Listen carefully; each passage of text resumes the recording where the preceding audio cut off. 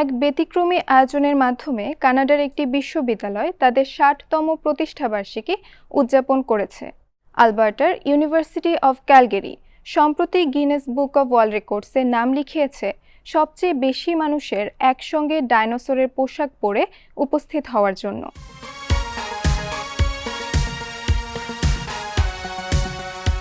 বিশ্ববিদ্যালয়ের স্পোর্টস টিমের নাম ডিনোস হওয়ায় এই থিমের আয়োজন করা হয়। টেইলর ফ্যামিলি ডিজিটাল লাইব্রেরির সামনে অনুষ্ঠিত এই অনুষ্ঠানে শত শত মানুষ ডাইনোসরের পোশাক পরে অংশ নেন।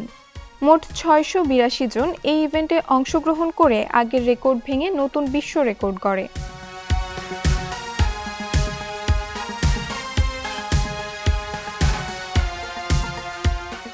গিনেস ওয়ার্ল্ড রেকর্ডসের একজন প্রতিনিধি সেখানে উপস্থিত থেকে বিষয়টি নিশ্চিত করেন।